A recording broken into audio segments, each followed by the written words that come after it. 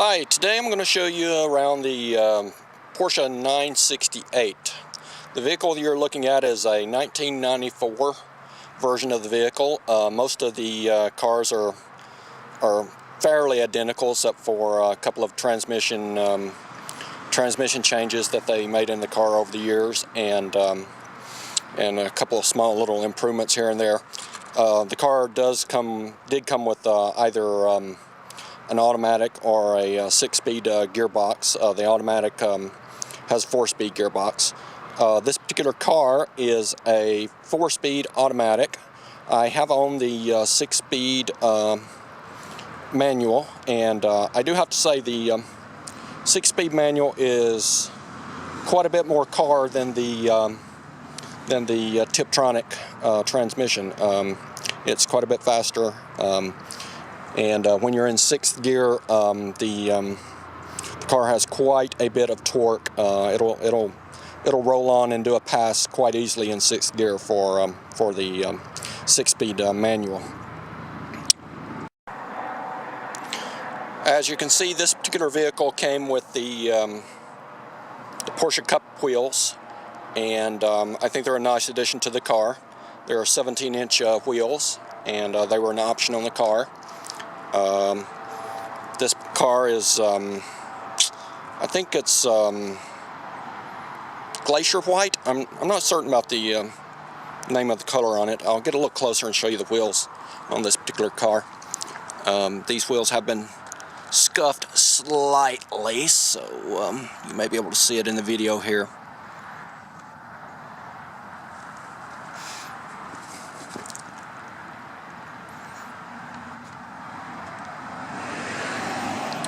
And then I'll show you some of the lines of the car.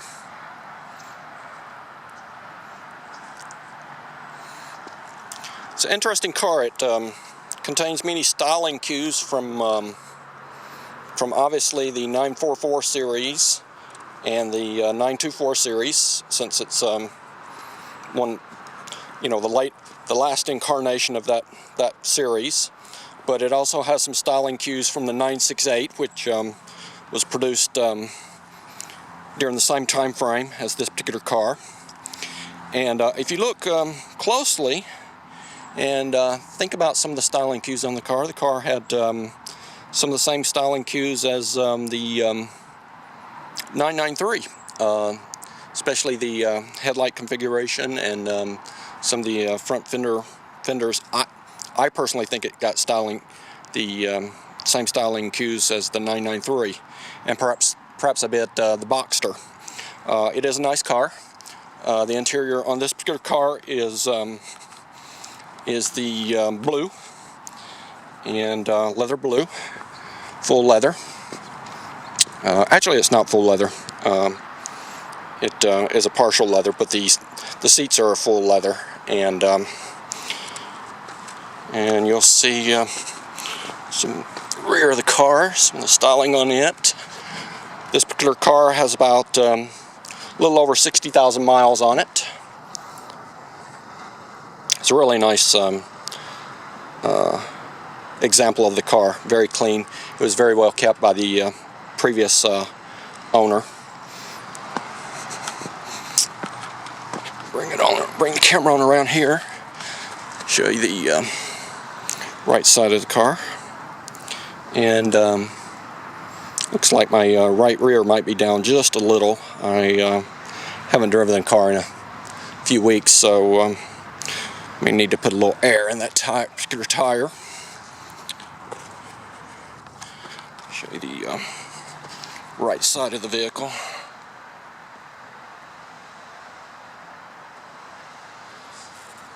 Once again, very clean lines.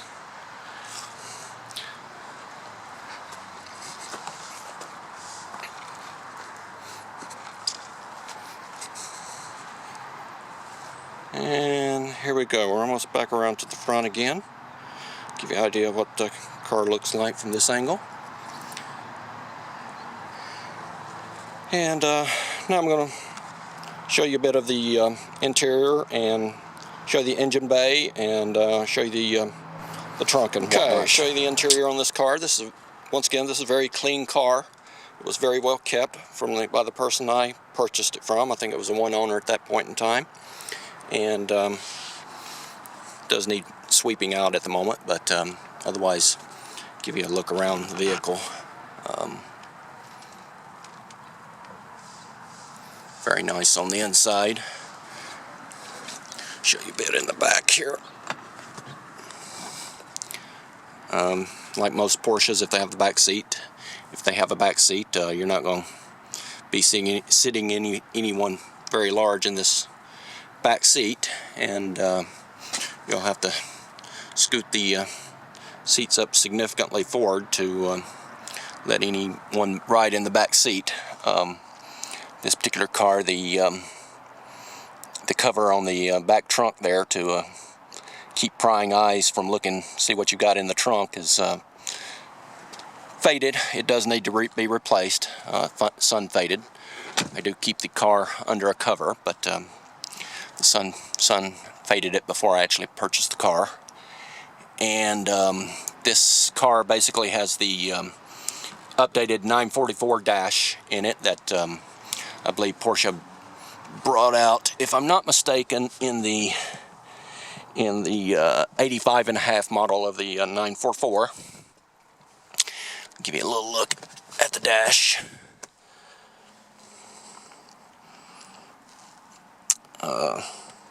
Standard Porsche dash things looks like they sneezed and everything kind of haphazardly landed on the dash.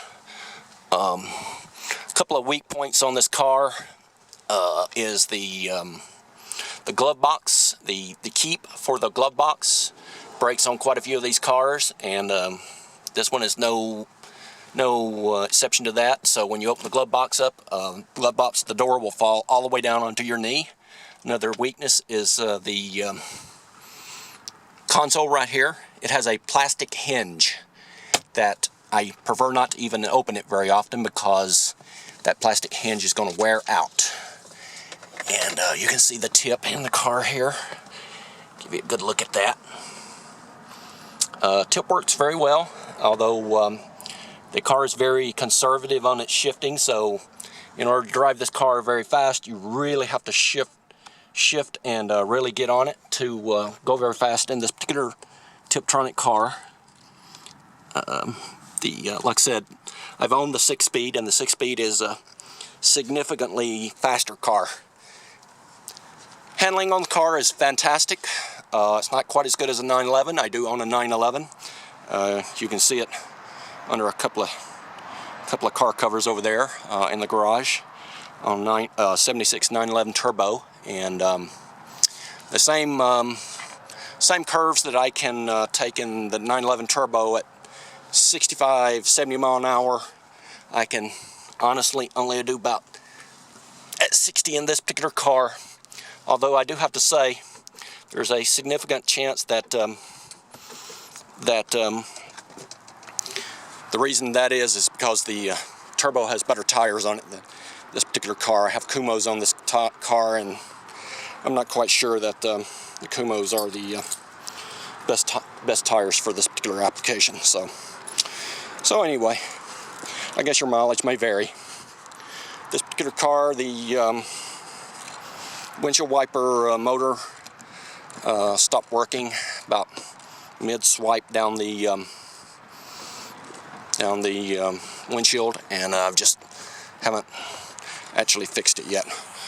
One thing about the trunk here is that when you open the trunk, you do not want to pull on one particular corner of the trunk, because let me show you what will happen. You don't want to open and close it too far on the corners, because the seal for the glass will separate. You can see the separation right along in there where it's separating, and apparently that's a fairly expensive fix, is what I've been told. Now, once again, your mechanic may not consider that to be a expensive fix, but that's what my mechanic has told me, okay? Alright, let you take a look inside the trunk of this car.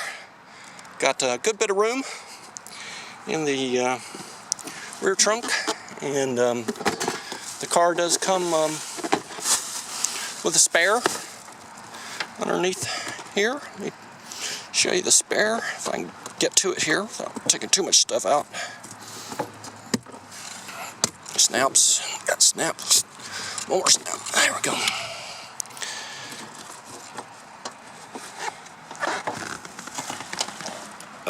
Got a donut underneath there. Got room for tools, and this car actually came with a 6-disc CD changer. The head unit had stopped working, so I did replace it with an aftermarket unit. Didn't want to go to the trouble of fixing the head unit on the car yet. So just replaced the head unit and put the 6-speed disc changer in the garage for one of these days when I do want to restore the car a bit. So anyway, let me show you a little bit of the engine bay. Tell you a little bit about an engine. Okay, now we'll show the engine bay to the vehicle. This car is 4-cylinder. If my memory serves me correct, it was a 3-liter 4-cylinder, one of the largest, if not the largest, 4-cylinder ever put into a production vehicle. Once again, if my memory serves me correct, 236 horsepower with a lot of torque on this vehicle. A lot of torque. The engine is a physically quite large engine. If you are accustomed to Hondas or Toyotas with 1.6 or 2-liter engines in it, and you take a look at this 3-liter engine, you'll immediately notice that's a big 4-cylinder. Everything's nice and tightly done. Got the throttle body here, and then got the battery here, and wipers, motors, and everything all covered up nicely there with plastic. And then the access to the spark plugs are very, very nice there. Got access to the other fluids, fairly good on this car. Master cylinder there, and got your radiator overflow over there, so on and so forth. Fairly large air box on this car. The other vehicle that I did own, interestingly enough, had I'll show it to you here in a moment. In this particular space right here, it had a storage container in this space that I'm showing you there. The storage space, that was a 93 vehicle. Like I said, this is a 94. Not sure why this car didn't come with that option, but the storage space actually was a place where you could put your gloves for working on the car. So you could store a nice pair of gloves in this storage space. Other than that, I'm not quite sure what it did for you.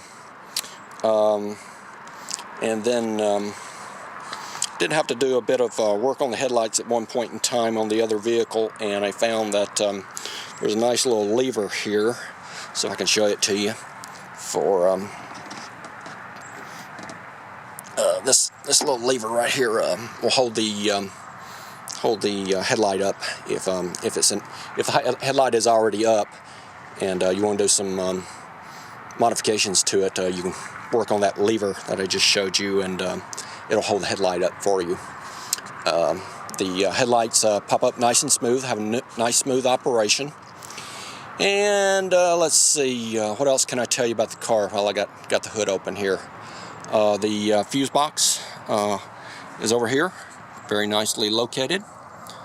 You can get in and get a hold to a lot of the relays and the fuses there. It has a lot of fuses and a lot of relays. One that I had a particular problem with was a 993 part, and it would prevent the car from cranking if the battery was low. So I eventually found out that it was that particular part. I replaced it, and if the battery's low, the car will still crank fairly easily. So if you're having problems with your battery going down on a 968 and you're having problems getting the car started, even though you probably should have enough voltage to get the car started, the car is turning over and over and over on its battery power, but it's not cranking. It could be that relay in there. So I think it's, if I'm not mistaken, it was a fuel pump relay. So anyway, just want to give you a little tour there, and hope you enjoyed it. Like I said, nice car. I'm losing sunlight here very quickly, so again, give you an idea what the car looks like out here. And anyway, have a good day.